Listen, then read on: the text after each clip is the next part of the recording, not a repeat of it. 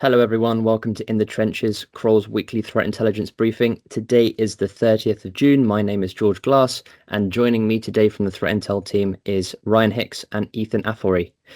We have a lot of bulletins this week, so we're going to get right into it. I will be updating on the arrest of IntelBroker, a new ClickFix style attack called FileFix, KTA 007, aka APT28, sending malicious documents via Signal. We've got the impersonation of SonicWall's NetExtender application for initial access, and Salt Typhoon targeting Canadian telecoms organizations. Ryan will be covering the latest spate of scattered spider attacks, which appears to focus on the aviation sector, a massive 7.3 terabits per second DDoS attack, and two vulnerabilities, critical vulnerabilities in Cisco ISE and what appears to be CitrixBleed 2.0. Last but not least, Ethan will be covering the ransomware roundup, which covers the likely drop in posts because all the bad guys have gone on holiday. Right, let's get into it.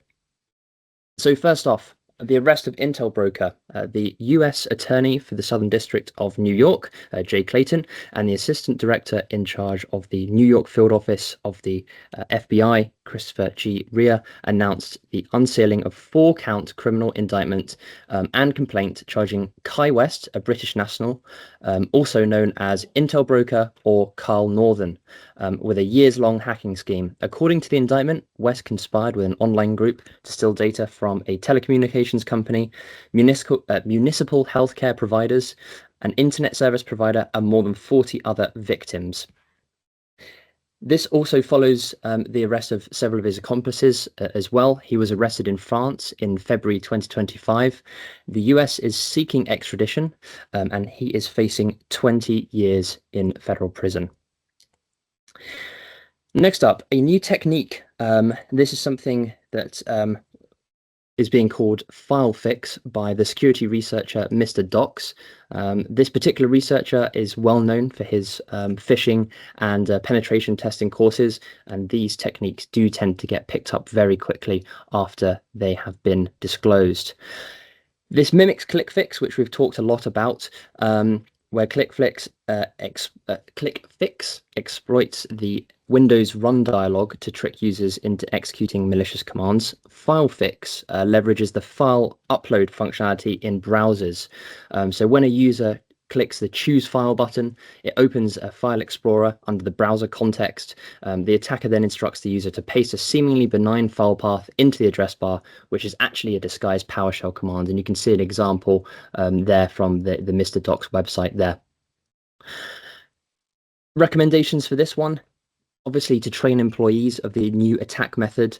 Again, this is abusing something that is commonly done by everyone pretty much every day. This is something that will need to be trained specifically. And of course, to deploy endpoint detection response sensors to all endpoints. Kroll is deploying robust detections to detect this behavior specifically as well. Next up, we have the impersonation of SonicWall's NetExtender application.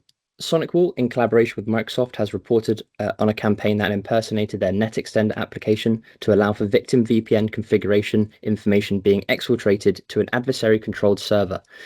The application was also patched to bypass certificate validation checks to execute even when the digital signer was CityLight Media Private Limited. Once the victim enters the configuration details and clicks connect, the malicious code will steal the configuration, including username, password, and the domain. SonicWall notes that the application was hosted on a website impersonating the legitimate NetExtender site, likely gaining victims through malvertising. In this case, we're recommending that installations are performed by IT staff from vetted binary repositories. For SonicWall application users in particular, ensure downloads are only from SonicWall or mysonicwall.com, and employ EDR and next-gen antivirus to all endpoints within your environment to assist in detecting that suspicious behavior. Next up, we have KTA 007, aka APT28, sending malicious documents via Signal.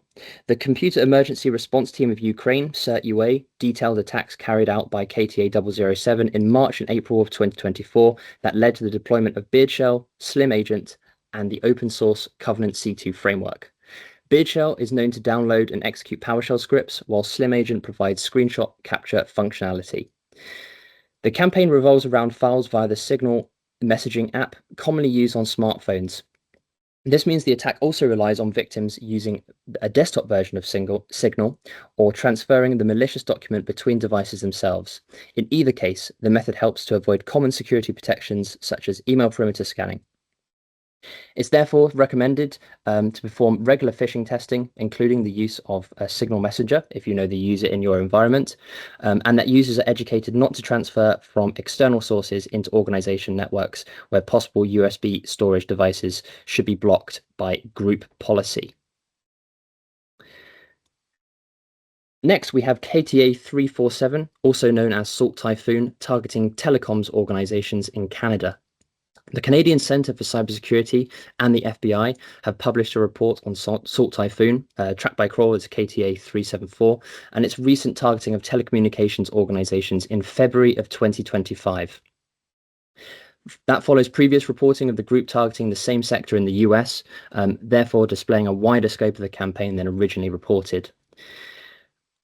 According to the report, it was observed that KTA 374 utilized the CVE 2023-20189, a vulnerability in Cisco iOS to retrieve running configuration files from multiple devices and enable traffic monitoring and collection on the victim network. We recommend reading the CISA Enhanced Visibility and Hardening Guidance, especially if you are a telco or operate closely with telcos, and ensure edge devices are patched to the latest version due to the ongoing threat from threat actors exploiting vulnerabilities in the network and security devices at network perimeters. And with that, I think I'm going to hand over now to Ryan to talk about ScatterSpider. Over to you, Ryan. Thanks, Roger. To start off with KTA 243, a bit of an update. So recent attacks have targeted airlines, causing flight disruptions and potential data breaches. So it was Hawaiian Airlines and WestJet Airlines are the two companies that have recently reported experiencing incidents. Reportedly, the attacks have not affected airline safety, but continued disruptions have been a concern. The FBI also issued a warning indicating that KTA 243, aka ScatterSpider, is targeting the aviation industry in the US and Canada. The group continues to employ sophisticated social engineering attacks to obtain credentials and multi-factor authentication tokens. So we've published a CTI alert on this recent news, which can be found on the Knowledge Hub. A link to that alert can be found in our report itself. And it's quite early on really in reporting for these attacks. So we'll continue to be tracking and updating on any kind of further findings that we see that were relevant. Next, the reports from Cloudflare of a massive 7.3 terabit per second DDoS attack that they observed. The report states that it was a combination of UDP floods with legacy protocol amplification, as well as a mixture of kind of IoT, Internet of Things botnets. The attack success was against a Cloudflare protected target, which really confirms that a single vendor alone mitigation is insufficient for this scale of attack. So recommendations from ourselves and via Cloudflare really adopting or seeking to adopt a multi content delivery network strategy for DDoS protection if kind of against these kind of levels of attacks, and also blocking legacy protocols, which was a key factor here. A few are kind of named on the slide there to help kind of reduce that potential impact. And next, just kind of a couple critical vulnerabilities to highlight for this week. So the first of which is against Cisco Identity Service engine. So there's two vulnerabilities here, targeting a specific API of the Cisco ISE, and that could allow for an unauthenticated remote attacker to do one of two things depending on the CV. So the first one is executing arbitrary code against the operating system as root, which is that first CV, and the second one is uploading files to an affected device. and then executing those files as roots. So quite similar CVEs, both affecting the same thing. They have a critical CVSS score of 9.8 and 10, respectively. And Cisco released software updates that addresses these vulnerabilities. There are currently no workarounds to this, so patching is the only mitigation, and that's kind of the main reporting so far. No proof of concept code or exploitation seen yet, but quite likely based on the kind of potential impact that it could have, that this could get exploited quite quickly. And then lastly for me is another vulnerability, CV 2025-5777, and this could allow a remote or unauthenticated attacker to read memory, potentially exposing sensitive information such as session tokens, and this impacts Citrix Netscaler and Citrix Gateway. Has a CVSS of 9.3, so again critical. And attacker exploiting this could potentially use those tokens to hijack existing sessions, accessing and bypassing authentication controls. So this has been dubbed as CitrixBleed 2.0 by some researchers, as it has high similarity to previous vulnerability, CitrixBleed, that we saw being widely exploited by attackers previously. The affected versions you see on the screen is the number of kind of affected versions there. It's recommended to patch as well as follow the Citrix recommendations for any affected products. There's a few commands there that they recommend to terminate active sessions, and those kind of connections are the ones that are relevant to this particular vulnerability. Again, no proof concept or exploitation just yet, but we kind of suggest this is a medium chance of exploitation at its current state, so recommended to patch. That's all for me. Hand back to George. Thank you very much, Ryan. And now over to Ethan for this week's ransomware roundup. Thanks, George. Ransomware attacks in June 2025 are the lowest they have been for a single month in the last 9 months. Only 1 month in the past year had less ransomware attacks recorded, and that was only marginally so. From May to June 2025, there's been nearly a 33% decrease in the number of ransomware attacks reported, as shown in the graph. To explain the graph, the orange is the amount of ransomware attacks per month in the year of 2025. And from May to June, and especially if you look from March to April and then March to June, there's a noticeable decrease.